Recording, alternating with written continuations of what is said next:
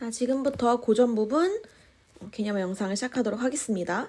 오늘 배울 부분은 이제 경기체가부터 시작인데요. 고전 부분은 아무래도 여러분들이 헷갈려하는 게 좀 생소한 어휘들이 많이 나오고 읽기가 힘들어서 너무 못하겠다 이런 경우가 많은데 오히려 암기에 가깝고 공부를 좀 많이 하면 할수록 또 형식들이 다 정해져 있어서 많이 시간을 들이지 않아도 나중에 풀기 어렵지 않은 부분이 될 거거든요. 그래서 미리미리 좀 공부를 해주시면 좋을 것 같습니다. 자, 오늘 배울 부분 시작은 경기체가입니다. 경기체가는 뭐냐? 노래 끝에 맨 끝에 여기 경기 어떠하니 있고 라는 후렴구가 들어간 걸 우리가 경기체가라고 하는데요. 이 경기 어떠하니 있고는 뜻이 이 경치가 어떠한가? 보기 너무 좋다. 경치가 어떠한가? 이런 뜻이기 때문에 자, 이런 말 누가 하겠어요? 뭐 하루하루 살아가기 바쁜 평민들? 아니면 뭐 열심히 노동하기 바쁜 뭐 노예들? 아니죠. 누가 하겠어? 당연히 양반들이 하겠죠. 자, 그래서 경기체가라는 거는 고려 후기에 신흥 사대부들이 자신들의 학식과 체험을 노래한 시가 형식으로 일종의 귀족 문학이다. 귀족들끼리 한 문학이 이제 경기체가였다. 사물이나 경치, 인물 등을 나열하고 있기 때문에 관념적인 언어 유희의 느낌을 준다. 관념적이라는 건 머릿속에 좀 떠오르는 거에 가깝겠죠. 대체로 전후양자, 여기는 볼 필요가 없고요. 여기까지만 알아도 충분합니다. 대표적 예시로 여기 한림별곡이 있는데 이건 선생님이 시험에 예시로 같이 넣어줄 거니까 경기체가의 뜻 꼭 알면 좋을 것 같아요. 특히 요 경기 어떠하니까는 꼭 기억해 주시면 좋습니다. 자, 그 다음 거는 뭐냐? 바로 악장입니다. 악장. 자, 악장은 뭐냐면 조선 전기에 발생한 시가 형태로 다른 말로 악부라고도 한다. 궁중의 제전이나 연례 때 부르던 노래, 그러니까 궁중 행사 때 부르던 노래인데 무슨 내용이었냐? 조선 건국을 찬양하고 임금의 위협을 칭송하거나 아니면 조선의 번성을 기원한 내용이 대부분이었다. 그러니까 아주 의도가 빤한 장르죠. 그래서 역시 특권층의 문학으로 이거 누가 즐기겠어요? 당연히 왕족들, 귀족들이나 하겠죠. 그래서 향유계층은 당연히 없을 수밖에 없었고 너무 목적성이 강하기 때문에 번성기원, 건국찬양, 임금 칭송 이 강하기 때문에 수명이 당연히 길지 못했겠죠. 여기 나온 용비어 청가가 엄청 대표적인 예시인데 혹시 들어본 적 있으신가요? 훈민정음 말고 같이 배우는 것 중에 하나인데 뿌리 깊은 남간 바람에 아님일세 곧 좋고 여름 하나니 이런 말이 있는데 뭐 대강 해석을 하자면 뿌리가 깊은 나무는 바람에 휘지 않는다. 이런 얘기가 앞쪽에 있거든요. 그래서 요 용비어 청가는 조선 건국을 찬양하기 위한 목적이었어요. 뿌리 깊은 나무는 조선 건국이 되겠죠. 조선 건국의 정당성을 부여한 어떤 노래였기 때문에 이런 것들이 이제 악장에 들어간다라고 생각하시면 될 것 같아요. 다음은 언해입니다. 언해는 뭐냐? 한문을 한글로 풀어 쓴 걸 우리가 언해라 그러는데 그래서 요 훈민정음 언해본, 훈민정음 해례본 이런 식으로 나눠져 있기도 해요. 그래서 중국의 불경이나 이런 것들을 우리말로 번역한 걸 우리가 언해라고 한다. 대표적으로 두보에 강촌이 있다. 항상 예시 기억하는 거 잊지 말아주세요. 두시 언해 중에 하나, 이거 굉장히 유명한데 두보의 두시 언해인데 강촌에서 삶을 노래한 거다. 이걸 쭉 읽어보면은 강촌에서의 어떤 삶을 보여주고 있구나 정도는 알 수 있을 겁니다. 자, 넘어가서 다음은 시조예요. 시조는 정말 중요하죠. 시조는 굉장히 형식이 정해져 있는 어떤 스트릭트한 장르라 볼 수 있는데 가장 대표적인 대표적인 규칙을 얘기하자 그러면은 3장 6구 45자 이게 굉장히 중요합니다. 3장이라는 거는 요 세 줄, 그래서 첫 번째 초장, 중장, 종장 이런 식으로 세 줄이 되어 있고 6구 6개의 말의 음보 덩어리로 되어 있고 전체적으로 45자 내외이다. 이게 시조의 대표적인 형식인데 꼭 기억해 주셔야 돼요. 굉장히 중요한 특징입니다. 시조의 특징. 그래서 시조 같은 경우는 제가 이렇게 안 주고 뭐라 줄 거냐면요. 예시로 시조를 주고 이거의 장르를 맞추는 걸 꼭 낼 거예요. 기억해 주세요. 자, 얘는 고려 말에 생겨나서 현대 이르기까지 그랬는데 많이 향유됐던 시대는 고려 말부터 조선 후기까지입니다. 많이 사용됐던 건 고려 말부터 조선 후기까지. 3, 4조 또는 4, 4조의 음소리라 그랬는데 음수율이라는 거는 얘는 뭐냐? 글자의 수를 우리가 음수율이라고 합니다. 그래서 세 글자, 네 글자, 네 글자, 네 글자 이런 걸 우리가 음소율 한다는 거 꼭 기억해 주시고 사음보라는 거는 음보는 박자예요. 그래서 딴 요게 네 박자예요. 가시리 있고 나남 이런 거 있잖아요. 이렇게 난한까지 합쳤을 때 사음보라 볼 수 있다고 이런 거겠죠. 그리고 또 하나 더 중요한 특징 형식적으로 종장의 첫 음보는 삼음절로 정해져 있다. 이게 또 굉장히 중요합니다. 종장하면 마지막 줄이라 그랬죠. 여기에 첫 번째 나오는 글자가 무조건 뭐여야 된다. 첫 음보는 삼음절이 고정이다. 그래서 뭐 이런 식으로 감탄사로 많이 사용이 됩니다. 자, 그래서 이러한 시조에 어떤 그 장르가 좀 있는데요. 주제 장르가 첫 번째는 유교적 충의사상, 그 다음엔 자연 속에 한가롭고 평화로운 삶이 있습니다. 그리고 평민들의 생활 감정을 노래한 시조. 그러니까 조선 후기까지 향유됐기 때문에 물론 고려 말부터 조선 초까지는 사대부들, 그러니까 좀 이게 좀 귀족들만 많이 썼겠으나 시간이 지날수록 이제 평민들도 썼기 때문에 자유로운 주제가 좀 나왔겠죠. 여기 하나를 좀 더하자면은 이제 효에 관한 그런 걸 좀 많이 했습니다. 유교적 충의사상 말고 뭐 유교적 효사상이나 이런 것도 좀 넣은 시조가 있어요. 자, 그래서 여기 같은 경우는 유교적 충의사상을 노래했다. 그러니까 임금에 대한 어떤 나의 뭐 충의, 내가 임금을 위해서 여기까지 할 수 있어. 나 임금 사랑해. 이런 내용들이나 두 번째, 자연 너무 좋다. 역시 자연이 최고야. 자연 속에 있으니 걱정이 하나도 없어. 요런 게 이제 두 번째. 여기 제가 기녀의 시조를 빼먹었네요. 기녀의 시조 같은 경우는 사랑 얘기가 대부분이에요. 그 다음에 마지막으로 여기 평민들에 대한 내용은 굉장히 뭐 삶의 애환이나 아니면 구체적인 표현, 참신한 비유, 풍자, 회약 등이 드러나 있는 게 시조다. 자, 그래서 요건 어떻게 시험에 낼 거냐면요. 제가 예시를 줄 겁니다. 시를 주고 여러분이 시를 읽은 다음에 여기 나와 있죠. 예시가. 자, 여러분들이 시를 읽은 다음에 요게 요 4개 중에 장르가 뭐다라는 거를 확실하게 확인할 수 있어야 돼요. 자, 그 다음은 이제 회고가인데 말 그대로 회고한다. 지나간 걸 떠올린다. 그게 이제 회고가 길제의 시가 또 있겠고요. 여러분들이 좀 궁금해하는 게 가끔 이렇게 물어봐요. 선생님, 왜 시조는 제목이 다 이렇게 길어요? 무슨 라노벨이에요? 왜 이렇게 하루 종일 제목이 이렇게 길어요? 왜 그러냐면은 제목을 딱히 짓지 않고 대부분 요 초장의 요 줄을 많이 제목으로 써요. 그래서 요 길제 시조도 500년 도읍지를 정도까지가 제목으로 생각하면 될 것 같거든요. 그래서 성산문 이것도 성수양순 바라보며 이것도 제목으로 보통 써요. 그러니까 쌤 이게 무슨 라노벨도 아니고 뭐 조선판 라노벨인가요? 그게 아니라 제목이 딱히 없어갖고 첫 번째 줄을 제목으로 썼다. 이렇게 생각하면 될 것 같아요. 사실 요 시 같은 경우 여기 어디에 들어가는지는 굳이 알 필요가 없고요. 그냥 요 길제의 시 그리고 요 성산문의 시 요 시는 좀 기억해두면 시험에 종종 나오기 때문에 한번 읽어는 보세요. 제가 요거 갖고 와갖고 혹시 시조의 형식으로 낼 수도 있겠죠. 자, 그 다음은 이제 강호가도인데 강호가도는 굉장히 자주 여러분들이 보게 될 말이에요, 앞으로. 강호가도는 무슨 뜻이냐? 그러니까 강과 호수, 자연을 노래하는 풍조로 자연을 예찬하고 자연 최고야, 멋져. 이렇게 얘기하면서 그 속에 묻혀 살면서 유교적 관념을 얘기한 걸 우리가 강호가도라고 합니다. 보통 벼슬 버리고 이제 고향에 은거해서 그러니까 그 시골에 틀어 박혀서 자연을 버타고 자연 옆에 있으니까 너무 좋다. 이 역시 다 임금의 은혜로다. 이런 식의 작품이 굉장히 많습니다. 대부분 누구 작품이다? 뻔하죠. 사대부들의 작품입니다. 요거는 꼭 기억해 주시면 될 것 같아요. 꼭 시조에만 나온 건 아니고 많이 나와요. 임금 예찬은 항상 나오죠. 자, 그래서 요것도 강호가도 대놓고 제목도 맹사성의 강호사시가죠. 요거 기억해 주세요. 요 시 중요합니다. 여기 있잖아요. 이 모든 것이 임금님 덕분이옵니다. 요거 고전 말로 뭐라 그런지 알아요? 역군은 이셨다라 그래요. 역군은 이셨다. 자주 볼 거니까 기억해줘요. 이 모든 것은 역군, 임금의 은혜이로다. 이런 뜻이에요. 역군은 이셨다. 자, 그 다음에 강호 한정가도 비슷합니다. 강호 한정가는 뭐냐? 강호긴 맞는데, 자연은 맞는데 거기서 한가로운 정취를 느끼며 부르는 노래. 그래서 강호가도의 작품들이 강호 한정가라고 부르는 경우가 많아요. 그래서 여기 용어가 있는데 이 중에 뭐가 중요하냐면은 무의자연, 무라일체, 유유자격. 이거 세 개는 꼭 기억해 주면 좋을 것 같아요. 유유자격, 유유자격 많이 쓰죠? 어머니들, 야, 너는 아주 시험이 내린데 유유자적하다? 이렇게 들어본 적 혹시 있나요? 숙제를 떠나서 아무 속박 없이 조용하고 편안하다. 너 아주 걱정이 없어 보인다. 유유자적하구나. 이런 뜻으로 쓰이고, 무의자연이라는 거는 어떤 그 도교 사상에 가까운 얘기인데, 사람의 힘을 더하지 않은 그대로의 자연. 그러니까 인위적인 그런 것들이 전혀 들어가지 않은 도가 사상에 가까운 무의자연이라고 합니다. 무라일체는 물체와 아자. 그러니까 나와 어떤 물체가 일체, 하나가 된다. 그래서 나와 바깥 세상이 뭔가 하나가 된다. 내가 자연 속에 녹아들었다. 무라일체가 느껴진다. 라고 말을 많이 합니다. 요 세 가지 단어 기억해 주세요.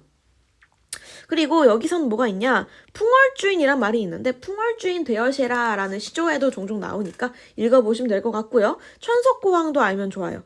제가 자꾸 다 중요하다 그래갖고 너무 죄송해요. 미안하지만 여기 있는 거 요거 다 중요합니다. 여기 뜻 다 읽어볼게요 한번. 천석고왕은 뭐냐면은 자연을 너무 사랑해서 병에 걸렸어. 그래서 요거는 자연을 사랑한 마음이 병이 될 정도로 자연이 좋다. 천석고왕. 연하고질은 비슷한 뜻입니다. 둘 다 그냥 거의 같은 뜻이라 보면 될 것 같고, 안빈낙도는 요 빈이 중요해요. 안빈, 가난하지만 빈하지만 편안한 마음이다. 편안한 마음으로 즐거울락 즐겁다. 가난하지만 즐겁다. 안빈낙도. 단표누항은 좀 소박하게 사는 삶을 뜻할 때 단표노항이란 말을 많이 써요. 단사표음이랑 둘 다 같이 소박한 삶으로 많이 쓰이는데 단표노항은 소쿠리, 바가지, 더러운 거리라 그랬으니까 좁고 지저분한 더러운 거리에서 먹는 밥과 물. 굉장히 이제 가난하죠. 단사표음은 대나무로 만든 밥그릇에 밥과 표주박이 든 물. 이것도 역시 소박한 삶을 뜻해요. 여기 나오는 단어 생시면 될 거니까 네모친 거 기억해주세요. 자, 그 다음에 여기 다음부터는 시조의 형식인데 아까 얘기했으니까 호다닥 넘어갈게요. 자, 먼저 평시조라는 건 아까 설명을 이미 했죠. 3장 6구 45자, 종장, 초등보, 삼음절, 구정. 요거는 괜찮아요. 요 정도까지만 알아도 충분합니다. 자, 그 다음에 엇시조는 뭐냐면은 평시조 이렇게 초장, 중장, 종장 중에 한 개가 막 길어진 걸 우리가 엇시조라 부릅니다. 자, 다음은 사설시조인데요. 사설시조 같은 경우는 초중장이 막 무진장 길어지고 종장도 막 길어져. 그러니까 원래는 세 줄짜리가 막 이렇게 길어진 얘를 우리가 사설시조라 하는데 이렇게 형식을 파괴했으면 누가 쓴 거다? 평민들이 많이 쓴 거다. 사설시조는 평민들의 전유물이다. 뭐 전유물까지는 아니어도 많이 썼다. 평시조 같은 경우는 귀족들이 많이 썼다. 하고 넘어갈게요. 자, 그 다음은 연시조가 있는데요. 연시조 같은 경우는 어떻게 된 구조냐? 사설시조랑 다른 점은 사설시조는 초장, 중장, 종장 있으면 이게 막 무한대로 플러스 된 거에 가깝다면 연시조는 초장, 중장, 종장이 딱 한 개로 딱 있어요. 그런데 요런 게 이렇게 여러 개 이렇게 연으로 이어져 있어. 이렇게. 요걸 우리가 연시조라 부릅니다. 역시나 아주 형식을 잘 지켰죠? 그렇기 때문에 얘도 귀족들이 쓰는 경우가 많습니다. 사설시조는 평민들이 많이 쓰고 연시조는 귀족들이 많이 썼다. 대표적 예시로 연시조의 맹사성의 강호사시가 아까 봤죠? 그 다음에 윤선도의 여보사시가 아까 봤으니까 다시 한번 봐주시면 좋고요. 자, 가사 같은 경우는 뭐냐? 3, 4조, 4, 4조로 하는 이거 뭐였죠? 글자수라 그랬죠? 세 글자, 네 글자, 네 글자를 기본으로 하는 사음보의 연속체 시가로 연속체라는 건 이제 이어졌다는 거예요. 길게. 사음보이고 연속체다. 산문과 운문의 중간 형태다. 가사의 뜻 잘 기억해 주세요. 형식적인 것만 많으면 내용도 자유롭고 길에도 제한이 없어서 향유층도 다양했고 짧은 건 우리가 단가, 긴 거는 장가라고 부릅니다. 자, 그래서 요 가사라는 거는 조선 전기랑 후기에 따라서 조금 달라지는 게 있는데요. 자, 그러면은 요 조선 전기 개화가사까지 좀 봐주면 좋을 것 같아요. 자, 그럼 조선 전기부터 보면 당연히 조선 전기니까 누가 썼겠어? 당연히 양반층이 많이 썼겠죠. 당연하다시피. 자, 그래서 충신연주시사 내용이 많이 들어가 있어요. 충신연주지사는 뭐냐? 벼슬길에서 물러나 자연에 들어가서 그래도 불구하고 나는 임금 사랑해 라고 하는 게 충신연주지사예요. 대표적으로 임금사람의 대표 작가 송순정철이 있습니다. 이 정철 작품은 나중에 관동별곡, 이런 거 많이 할 거 될 거니까 너무 벌써부터 걱정하지 마시고. 그 다음에 조선 후기 가사로 가면 당연히 어디로 갔겠어요? 평민층까지 하게 됐다. 그래서 뭐가 됐다? 현실의 구체적 경험이 직설적으로 표현되어 있는 경우가 많다. 그리고 형식춘에서도 많이 쪼개졌다. 이렇게까지 한번 볼 것 같습니다. 그 다음에 규방 여인들의 내방 가사도 이따 나타났다. 그러니까 여자들도 쓰기 시작했다 정도가 되겠죠. 개화 가사 같은 경우는 개화기에 지어진 가사로, 그러니까 좀 조선 후기까지 지난 다음에 나타난 게 개화 가사. 그래서 자주독립, 애국계몽, 부국강병 이런 것들을 많이 담고 있다. 우리 많이 힘들었잖아요 그때. 그래서 이런 것들이 있다. 제가 아까 지나가듯이 말한 3인국도 있네요. 자, 그래서 여기 나오는 것들을 아마 수업 시간에 전부 다 하게 될 가능성이 매우 농후하니까 읽어보면 좋을 것 같습니다. 물론 여기를 대놓고 누가 뭘 썼니? 라고 물어보진 않을 거지만 적어도 요 나오는 사람 있잖아요. 굉장히 자주 등장하기 때문에 여기 있는 사람들은 웬만하면 알고 있는 게 좋아요. 자, 여기는 아까 설명을 했으니까 쭉 넘어가도록 하겠습니다. 읽어보고 여러분들이 공부해보시고요. 민요 같은 경우는 알고 있죠. 백성민의 노래요자 써서 백성들의 노래를 우리가 민요라고 합니다. 구전될 수밖에 없었겠죠. 왜냐면 민중들은 글을 쓸 줄 몰랐으니까요. 자, 그 다음에 뭐 부요랑 선우창 이것도 그냥 읽어보시면 될 것 같습니다. 여기는 그냥 읽어보시면 돼요. 사실 이 뒤에부터는 여기까지는 딱히 할 게 없습니다. 여기까지는 제가 설명을 하지 않도록 할게요. 여러분들이 읽고 알아서 공부해 오시면 될 것 같고요. 여기부터 좀 보고 싶은데 왜냐면 여기서부터 이제 본격적으로 현대시가 들어가거든요. 현대시. 우리 현대시 중요하잖아요. 고전시는 암기에 가깝고 많이 공부하면은 웬만하면 잘할 수 있어요. 선생님 저는 고전이 너무 어렵더라고요. 왜? 공부 안 해서 그래. 공부 안 해서 어려운 거예요. 공부 안 해서 어려운 파트가 딱 2개 있어. 그러니까 물론 다 공부를 안 해서 어렵긴 하겠지만 제일 대표적으로 문법. 문법 모르겠어요? 공부 안 해서 그래. 쌤, 저 고전 모르겠어요? 공부 안 해서 그래. 자, 그래서 얘네 둘은 공부를 하면은 그래도 어느 정도 좀 암기가 되는 파트인데, 현대식부터는 사실 암기랑은 조금 거리가 있습니다. 그러니까 어느 정도는 암기가 들어갈 수도 있겠으나, 아무래도 계속해서 새로운 작품이 나오고, 이미 있는 고전과는 달리 계속 새로운 게 나오고, 뭔가 내가 이걸 해석을 해야 될 여지가 많아지기 때문에, 현대시 같은 경우는 이 감각을 많이 연습을 할 수밖에 없거든요. 그래서 현대시부터 한번 설명을 넘어가 보도록 할 텐데, 먼저 현대시 중에 요 신체시라는 게 있습니다. 신체시부터 이제 현대시가 시작이 됐다라고 말을 많이 하는데, 시조에서 이제 벗어나서 이제 자유로운 형식이 시작되었다. 그게 이제 신체시, 이 현대시의 시작이다. 이렇게 생각하면 될 것 같습니다. 그래서 이제 여기부터 현대시가 시작이 된다. 자, 그래서 현대시의 흐름을 이제 시작하도록 할 건데요. 사실 여기부터는 굉장히 중요한 요 파트라 갖고 여기 나오는 개념어들은 여러분들이 다 읽어봤으면 좋겠어요. 그리고 그 중에서 제가 중요한 것들은 좀 다른 색깔로 표시를 좀 해줄게요. 중요한 것들은 좀 분홍색으로. 좀 알면 자주 나오는 것들은 제가 분홍색으로 체크를 좀 은근히 해주겠습니다. 자, 그럼 현대시름부터 보면은 신치시에 이어서 1910년부터 형성되기 시작한 자유시는 다양한 서구의 문예사조가 유입되면서 20년대부터 기틀을 마련하게 되고 20년대에는 3.1운동의 실패로 인한 절망감과 좌절감이 이렇게 나타나기도 합니다라고 되어 있어요. 자, 현대시도 10년대, 20년대, 30년대 이렇게 식으로 다 나눠져 있거든요. 그래서 그 파트별로 어떤 기조가 많이 있었는지 좀 알면 좋을 것 같아요. 이제부터는 10년대부터 시작하도록 하겠습니다. 20년대. 여기 또 20년대네요. 20년대 후반에는 프롤레타리아 동맹이라는 카프카가 형성이 되어서 계급주의가 나타났다. 신경향파라고도 부릅니다. 자, 그러면 한편 카프에 대한 반발로, 그러니까 요 계급주의에 대한 반발로 최남선증이 축적이 되어 시조 부흥운동이 일어나는데 결국에는 일제의 지배가 강화되는 30년대에는 현실 참여적 모습은 사라지고 순수문학이 강하게 나타났다. 그럴 수밖에 없었죠. 아니 일제 비판하는 시 조금만 쓰면 바로 그냥 잡혀갖고 죽는데 어떻게 쓸 수 있겠어요. 20년대는 30년대는 특히 30년대는 좀 더 강압이 심했던 시기여서 그런 시조가 좀 있습니다. 자, 그래서 모더니즘 계열을 보면은 주지주의라고 하고 도시적 감각과 시의 회화성을 중시하였다. 주지주의, 도시적 감각, 시의 회화성주의. 요게 김기림의 바다와 나비, 김감균의 와사 등 김기림과 김감균이 대표적 모더니즘 계열의 시인이다 정도로 생각하면 될 것 같고요. 자, 그 다음에 생명팡은 뭐냐? 원초적 생명성과 생명의지를 집중 조명하였다. 생명에서 수정주의 화사 이런 것도 요 예시에 들어가는 거 꼭 기억해 주시면 좋을 것 같습니다. 요거는 그냥 읽어주시면 될 것 같고. 자, 그 다음에 청록파. 그 다음에 참여시, 민중시. 자, 먼저 청록파는 뭐냐? 박두진, 조지훈, 박모거리 요 청록파에 들어가는데요.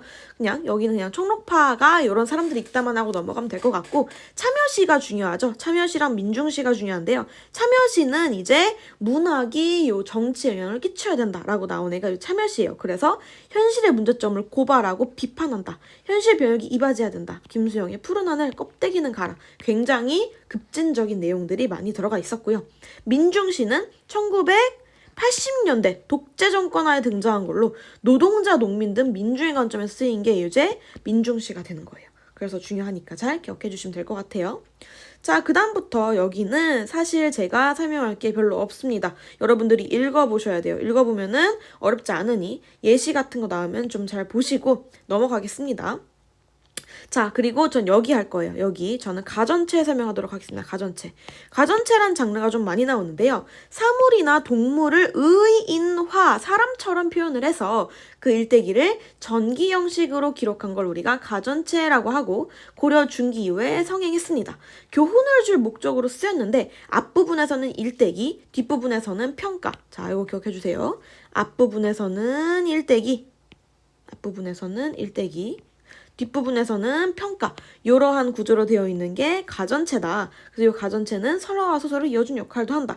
이런 식으로 가전체가 많이 나옵니다. 뭐 대표적으로 국선전, 공방전, 국선생전, 죽부인전이 있는데 요 수를 의인화해서 쓴 게 가전체라고 보면 될 것 같아요. 종종 나오니까 가전체 기억해 주세요. 가전체는 보통 어디 부분에서 나오냐? 고전소설 맨 뒤에, 모의고사 맨 뒤에 나올 때 보통 가전체가 들어간 경우가 왕왕 있습니다. 자, 그 다음에 폐관문학 같은 경우도 그냥 읽어보시면 될 것 같고요. 고전소설, 여기 설명 한번 들어가 볼게요.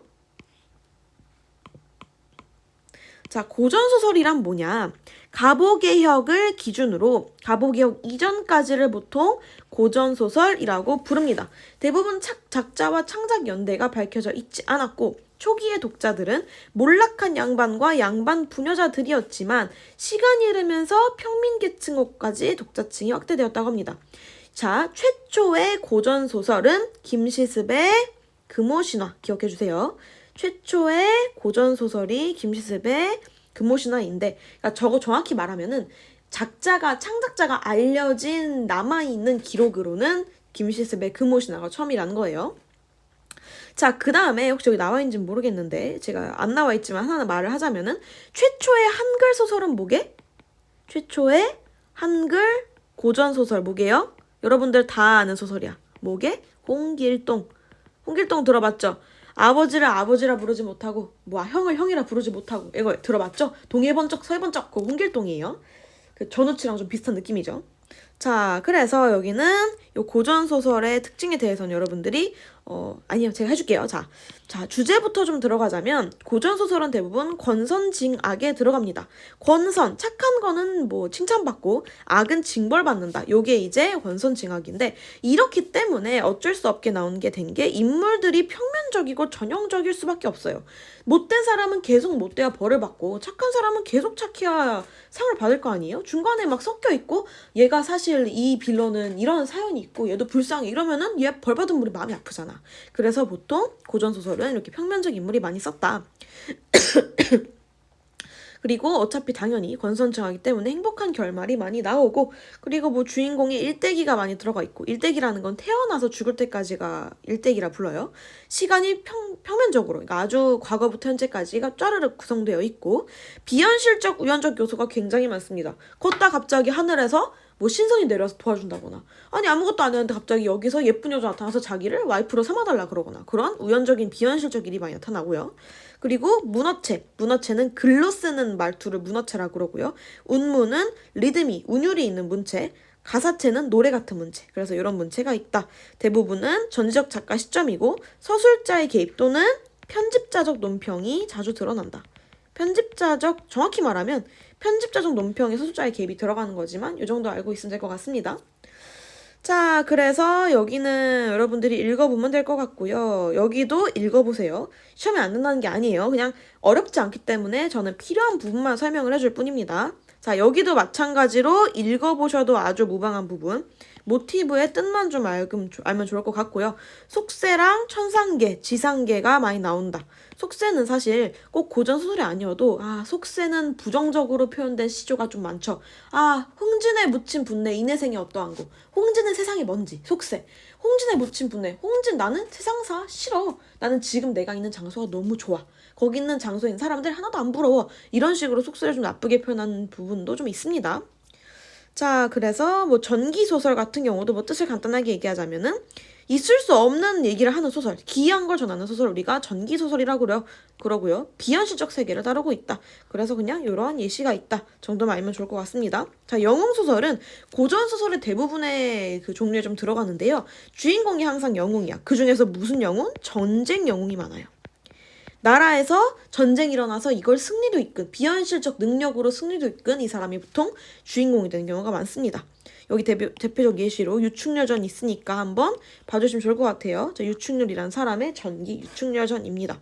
자, 그리고 여기 영웅소설의 특징인데요. 요거는 좀 많이 나오니까 읽어보는 게 굉장히 편리할 거예요. 공부할 때. 자, 간단하게 얘기를 하자면은 영웅은 항상 고귀한 혈통이에요. 자, 천재의 아들 해모수와 하백의 딸 요아 이런 식으로 부모님이 이렇게 좀 뭐랄까 하늘의 사람이라고 좀 그런 특이한 존재라고 설명을 하거나 뭐 아래에서 태어났거나 아니면은 또는 하늘에서 직접적으로 내려왔다라고 하는 경우가 있어요. 이걸 우리가 뭐라 그러냐? 적강화소라는 어려운 말로 부릅니다. 하늘에서 원래 뭐 선녀를 하거나 뭐 신선이었는데 뭐 죄를 지어갖고 글자 하나를 잘못 읽어서 인간 세상에 내려왔다. 이거를 적강화소라고 부릅니다. 자, 그 다음에 여기 나왔죠? 비잉상적 잉태 또는 출생. 여기 아래서 태어난 거 있죠? 그런 게 이제 여기 들어가고 탁월한 능력.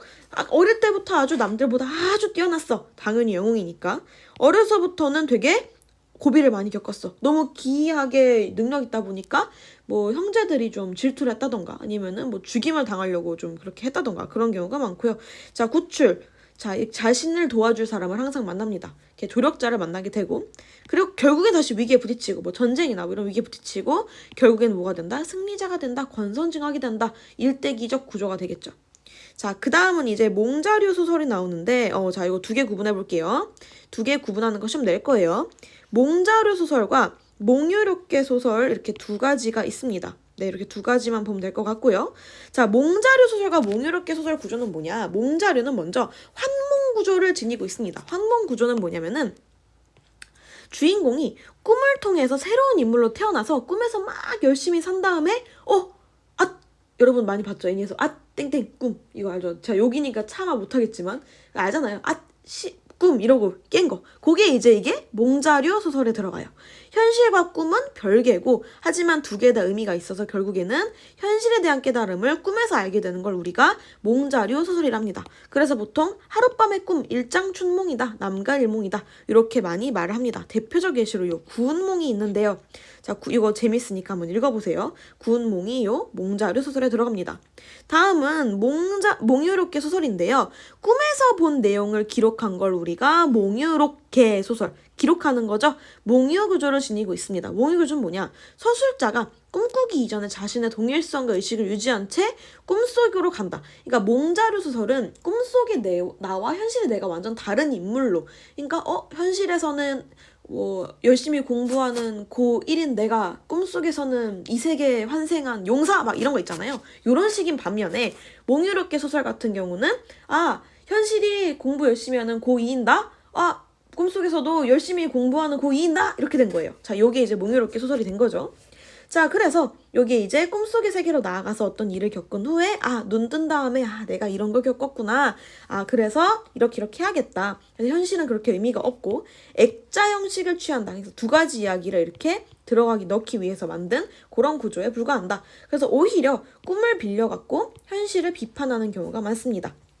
이 운영전 같은 것도 예시로 읽어주시면 좋을 것 같아요. 자, 이렇게 하면 될 것 같고요. 자, 적강소설은 아까 설명했으니까 읽어보시면 됩니다. 군담소설은 뭐냐? 제가 아까 전쟁 영웅 설명했죠? 주인공이 전쟁을 통해서 활약 펼치는 걸 군담소설이라고 말합니다. 전쟁 얘기한 거. 그리고 여기는 염정소설, 사랑 얘기한 거. 명언소설, 죽은 사람과 산 사랑의 어떤 사랑을 다루는 거. 자, 그다음에 가정소설, 이건 좀 볼만하죠? 가정을 배경으로 많이 하는 요 소설인데요. 대부분의 이제 계모와 전처소생이나 처첩 갈등, 특히 요 처첩 갈등이 많이 나옵니다. 옛날에는 이제 그 자식을 낳기 위해서 첩을 들인 경우가 좀 있었잖아요. 그래서 요 본처와 첩 사이의 갈등이 많이 나오는 그런 소설입니다. 판소리개 소설도 알아야 되죠. 판소리개 소설은 뭐냐? 판소리를 바탕으로 이루어진 소설. 그러니까 애초에 판소리가 원본이고 요 판소리를 소설로 바꾼 게 판소리개 소설인데 판소리를 소설로 바꾸는 과정에서 어떤 관점이나 요구가 반영돼서 표현과 내용이 다양화될 수 있다. 이렇게 되면 될 것 같고요. 자, 그리고 판소리개 소설의 특징 요거를 굉장히 중요하니까 여러분들이 한번 읽어보시면 좋을 것 같습니다. 요거 제가 특징으로 시험에 낼 겁니다. 잘 읽어보세요. 어려운 단어는 없거든요. 그러니까 읽어보시면 어렵지 않을 겁니다. 자, 그래서 여기는 그냥 판소리개 소설의 예시 정도로 나오면 될 것 같아요. 제가 뭐 이거 예시 하나 주고 여기서 드러나는 건 어떤 특징인가? 라고 물어볼 수도 있겠죠. 자, 이런 식으로 공부하면 될 것 같습니다. 자, 수고하셨고요. 이번에 조금 난이도 있으니까 시험 준비 열심히 하기 바래요.